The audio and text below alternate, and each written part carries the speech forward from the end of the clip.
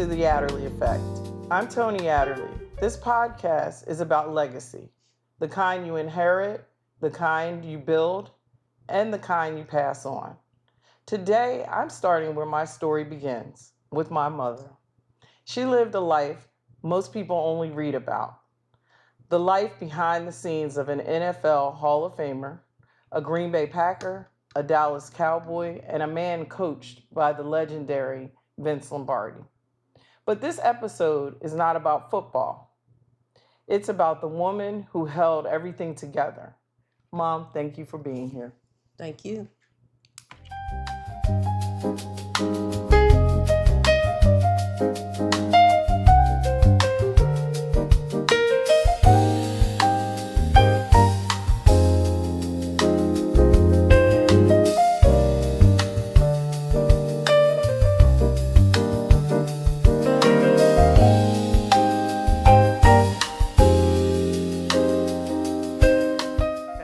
Let's talk about the moment that changed it all.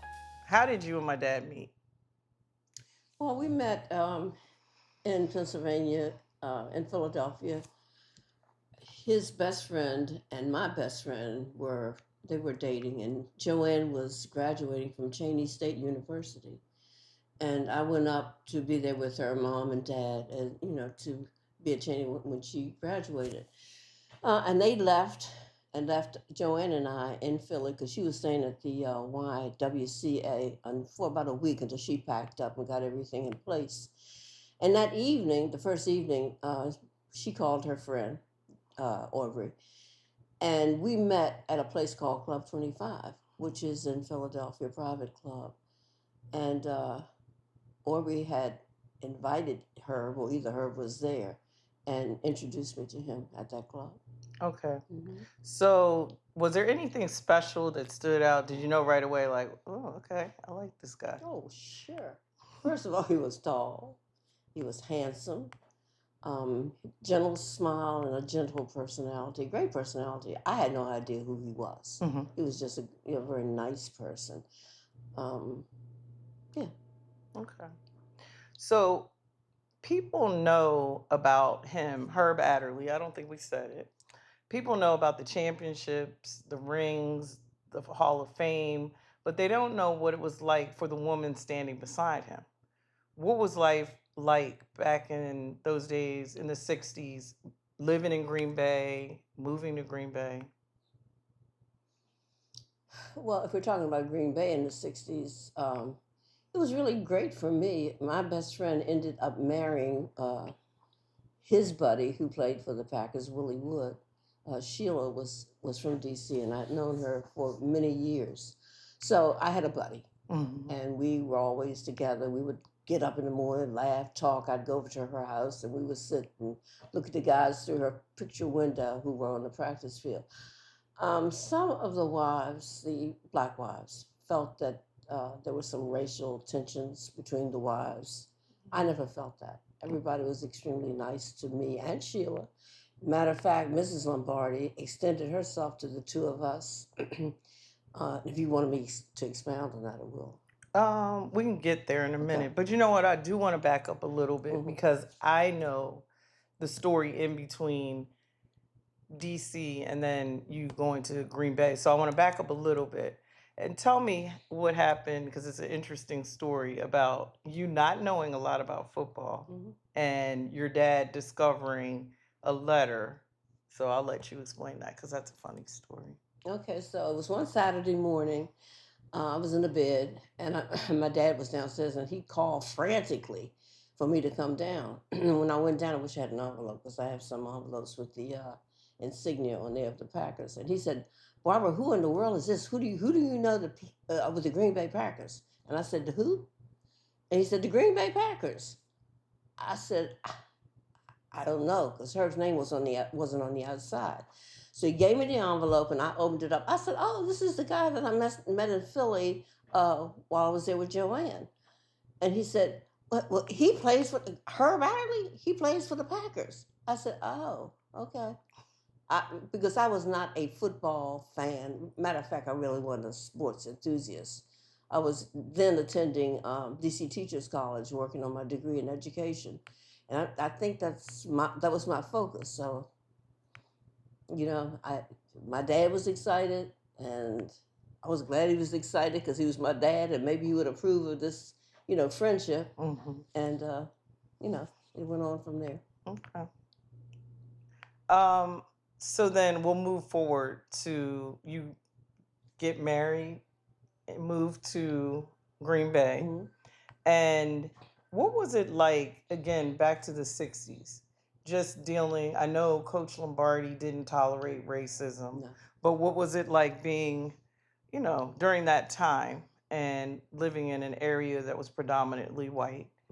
And, you share with me about during the season how it was, and then everyone left. But give a Well, little bit of background. yeah. During the season, the black players and wives were the only African American people in Green Bay. Everybody else was white. So Herb and the team, they arrived in training camp, which was outside of Green Bay. Um, and I went before the first season started, the first game started. But I enjoyed it. Willie had some incidences that were not so pleasant. We laughed about it later, but he was at the supermarket, to give you an idea of how it was there. He was at the supermarket and he was shopping, and this little kid was in the next aisle, but he heard him, and the little kid hollered out and said, "Mama, Mama, Sambo is over there." Whoa.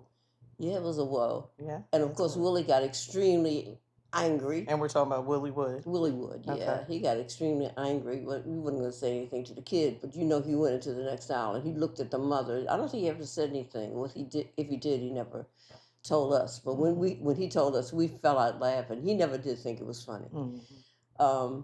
And another time, stories about Willie. Another time, a guy said something to him out of his car, Mm-hmm. and Willie would always buy these old cars when he would get to Green Bay, because it's a long ways, and he wanted to take his things with him. And the guy said something really ugly to him out the window, and he went on and moved up in front of Willie, and Willie rammed the rear end of his car and didn't care. Mm-hmm. And the guy just went on. Mm-hmm. But I want to go back to Lombardi. Lombardi told the guys, and this is something Herb shared with me, and we were in a room with Elijah Pitts and Willie Davis on this particular time, and he was telling me that in camp, before the season ever started, his first year there, he said he told the guys, he said, "Let me say something to you. Lombardi was he was Italian, and you're gonna have to excuse my words." But he told them, and this came out of his mouth. He said, "If I ever hear anybody in this room call any player a spick, any derogatory name, using the term nigger," he said, "pack your bags and get the hell out of here." He said, "Because we don't need you." And I think that set the tone and put in place how they were going to treat each other. Mm-hmm. And I can say to you, after the I wasn't there 9 years, but the time that I was there with her, which was 6 years in Green Bay, they were like a family, Mm-hmm. the guys.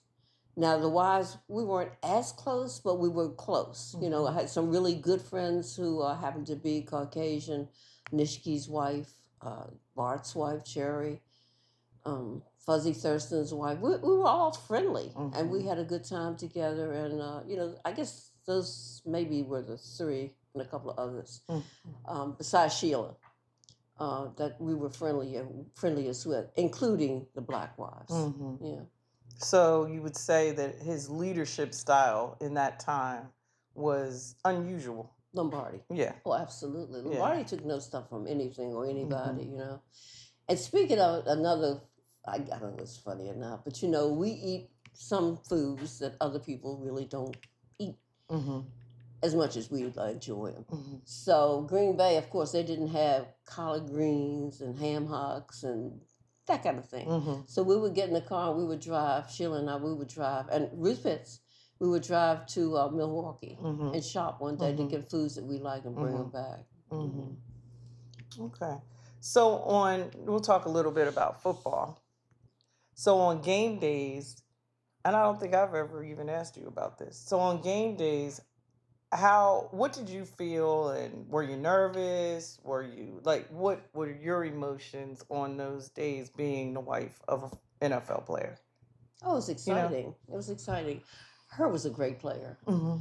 And the guys on the Green Bay Packers, without exception, they were great players. I can Mm-hmm. say that without exception. Um, Nervous, yeah, I guess a little bit. You don't want your husband to get hurt. Mm-hmm. But Herb seemed to be doing all the hitting, Mm-hmm. and nobody, hit him. He had one incident with the Vikings. It was ugly. Mm-hmm. But no, we were just excited. Mm-hmm. And, things went well for the Mm-hmm. team the whole time that I was there. I mean, Super Bowls, 2 Super Bowls, championships. Tell us about the Ice Bowl. Oh, Lord. Mm-hmm. So the Ice Bowl, one thing funny about that, Herb and Willie Davis, who lived up the street from us, Willie Davis always drove, and Willie's car wouldn't start that morning. Mm-hmm. And they had to kind of hitch a ride. Somebody came and finally picked them up and took them to the stadium.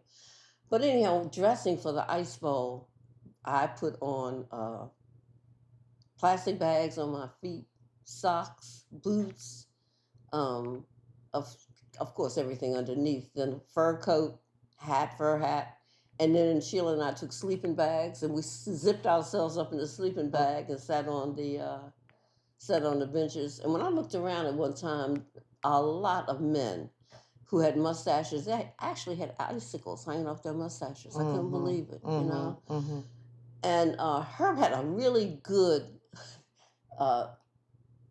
He tackled somebody, and I was so excited, and it was, the fans were screaming, and I stood up and started screaming and hollering because I was pregnant with you, and it was the first time ever that he looked up in the stadium and saw me and looked at me and pointed and said, "Sit down, sit down." Mm-hmm. It shouldn't have been there, honestly. No, probably But not. yeah, But I was there. what year was that? That was 1967. Then I would imagine. Yeah. Okay. Yeah. Okay.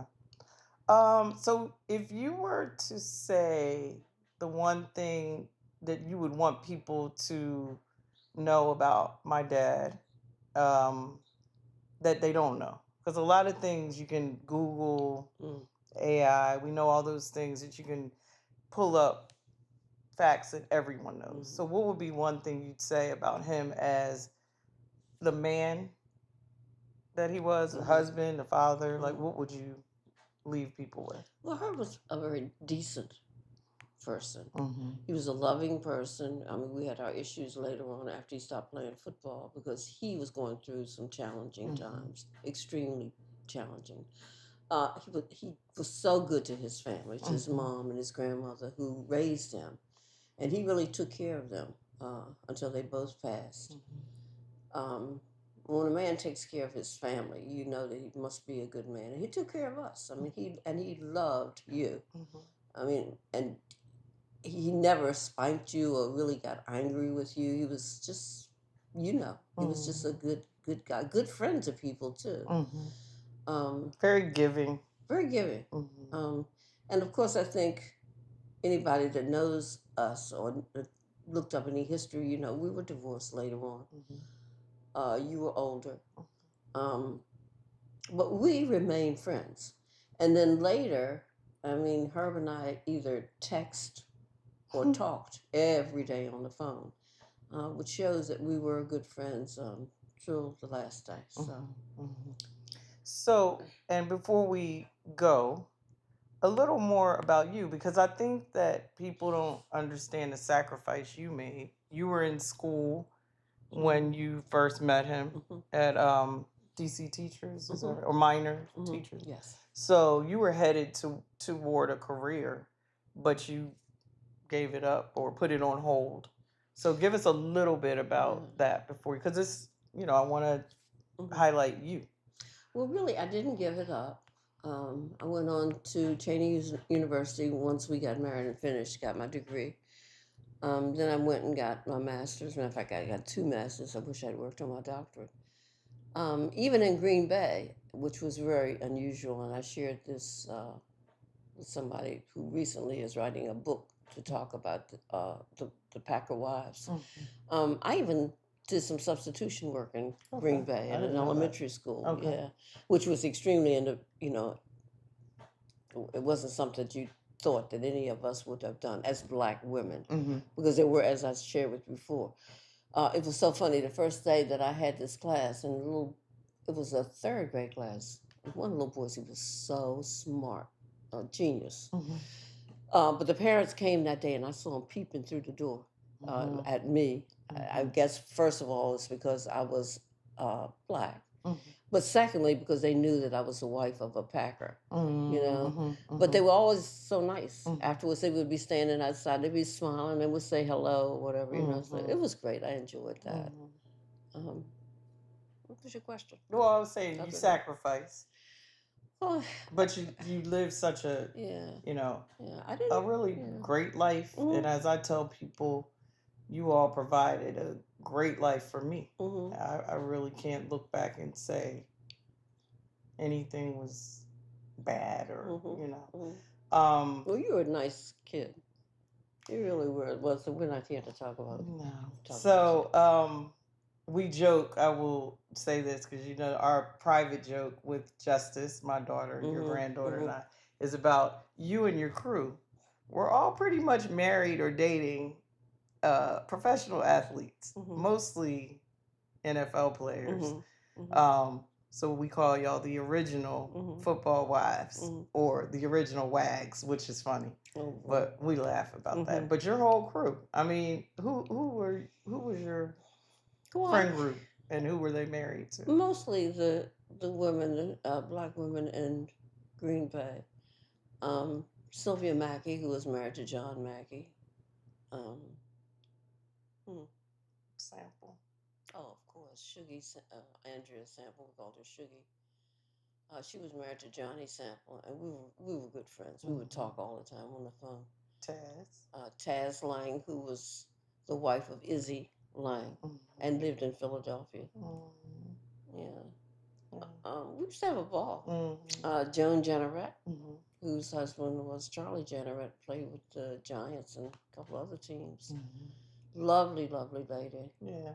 And you and her daughter became really good friends for a while. Yeah. So, any closing thoughts? I just want people to remember the closeness that we had in Green Bay, no negativity, and I remember, of course, all the guys and the women, but especially Lombardi. He and his wife, who extended herself to Sheila and I, she invited us over to make Christmas ornaments, and she didn't do that with most people. One time we had a celebration at one of the big halls in Green Bay, and there were a lot of people there from different walks of life. Who was I forget the name of the CEO of the NFL at the time, but anyhow, I should remember. Was it Pete Rozelle? Pete Rozelle. And that's another story to tell you about when they went to Florida. But anyhow, we'll do that at another time. But Ms. Lombardi came over and wouldn't let you sit with me and her if she wanted you at their table. So you were sitting over there with NFL bigwigs. Yeah. And she was very kind at enshrinement. In 1980, she was just a nice. That's when I really remember her. You were older. Yeah. But also, let's talk about the pendant on your neck, because I don't know what happens now with wives. I would imagine they still get gifts from coaches and teams. But you have a Dallas pendant on, and I know you had jewelry that you had. So was that a replica of? Well, it's a replica of the ring that they got, but their ring had many more stones in it than this. And we got this from the Cowboys. And the same thing in Green Bay. That's another story. Lombardi gave, this was before I married her, but he gave all the wives mink stoles. But her was not married to me, so his mom had that. But Lombardi gave all of the wives, the first Super Bowl, he gave us a beautiful tea set, which I have in the other room. And we didn't thank him. And he blasted us on national news And everybody, all of us started sending thank you notes to him. Oh, That was very embarrassing. And my mother taught me better. Right. You know, you knew better. Oh, just You got got to caught get up. Yeah. Yeah. I don't know what happened there, but he let us know he was extremely His displeasure. Yeah. Yeah. So, of the two places, Green Bay or Dallas, which would you say was the most memorable, or were they just equally different types of memories? Well, first of all, there are two different types. Mhm. I enjoyed both. Mhm. Of course, I enjoyed Green Bay better. My memories are far greater there And and more longer. memorable Yeah. there than in Dallas, because we were only in Dallas for a couple of years. Herb didn't feel the same about Dallas that I did.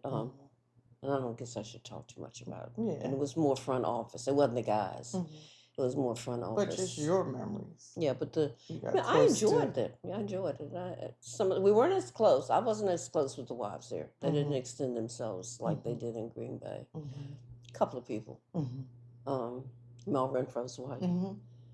She and I became good friends. Bob Hayes' wife, Missy, and I became friendly. You know. Yeah. Okay. Well, I want to say thank you. Oh, you're This is quite my welcome. first episode, and I knew when I thought of doing this who had to be first. Thank you for sharing your truth, your memories, and your heart. And there's so many stories that I know that you could tell, but we only have a limited amount of time. But behind every legend, there's a family. And I think that's the thing you see every Sunday, or you see the guys on the field, but there's always a family behind those guys. And I think sometimes we don't focus in on it. And because I come from that, this was important to me. Right. So this conversation is the foundation of the Adderley Effect podcast. And I hope to continue on talking about the legacy of my family, which is very rich. And just other conversations about love and the stories that shape us as people. So thank you for listening. And until next time, thank you. Thank you.